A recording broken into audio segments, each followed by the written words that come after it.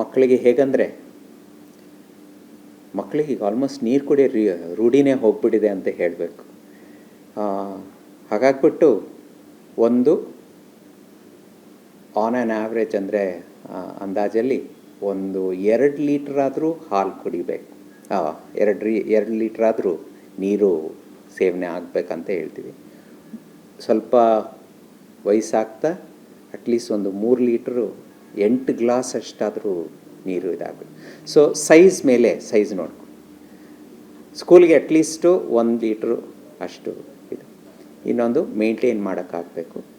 ಕೆಲವೊಮ್ಮೆ ನಾವು ಏನು ಹೇಳ್ತೀವಿ ಅಂದರೆ, ಈ ಚಳಿಗಾಲದಲ್ಲಿ ತುಂಬ ವಾತಾವರಣದಲ್ಲಿ ನೆಗಡಿ ಕೆಮ್ಮು ಇರುವಾಗ ಸ್ವಲ್ಪ ಉಗುರು ಬೆಚ್ಚಿ ನೀರು ಕೊಡಿ ಅಂತ ಹೇಳ್ತೀವಿ.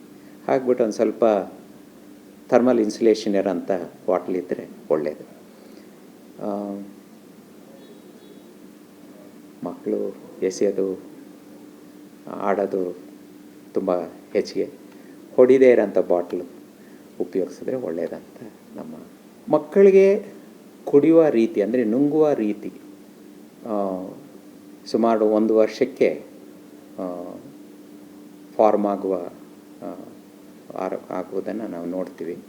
ಆವಾಗ ಓಪನ್ ಗ್ಲಾಸ್ ಅಂದರೆ ಸಾಧಾರಣವಾದಂಥ ಗ್ಲಾಸ್ನಲ್ಲಿ ಕುಡಿಯೋದನ್ನು ರೂಢಿ ಮಾಡಬೇಕಂತ ಹೇಳ್ತೀವಿ.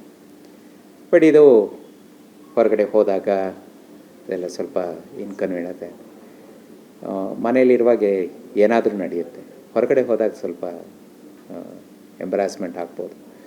ಆವಾಗ ಮಾತ್ರ ಸಿಪ್ಪರ್ ಕಪ್ ಉಪಯೋಗಿಸೋದು ಒಂದು ಅನುಕೂಲತೆ ಅಷ್ಟೇ. ಬಟ್ ತೊಂದರೆ ಏನಂದರೆ ಇವೆಲ್ಲ ಈ ಸ್ಟ್ರಾ ಅಂತ ಹೇಳ್ತೀವ, ಪೈಪ್ ಇರೋಂಥ ಗ್ಲಾಸು, ಅದನ್ನು ಕ್ಲೀನ್ ಮಾಡೋಕ್ಕಾಗೋದಿಲ್ಲ. ಅದು ನಿಜ. ಹಾಗಾಗ್ಬಿಟ್ಟು ಅದು ಮೇಂಟೆನೆನ್ಸ್ ಸ್ವಲ್ಪ ಕಷ್ಟ.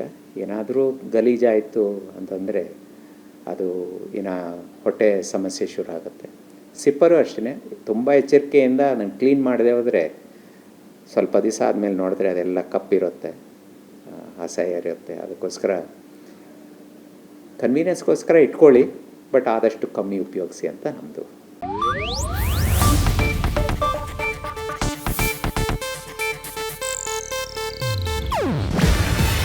ಇದು ಏಷ್ಯಾನೆಟ್ ನ್ಯೂಸ್ ನೆಟ್ವರ್ಕ್ ಪ್ರಸ್ತುತಿ. ನೀವು ನೋಡ್ತಿದ್ದೀರಾ ಏಷ್ಯಾನೆಟ್ ಸುವರ್ಣ ನ್ಯೂಸ್.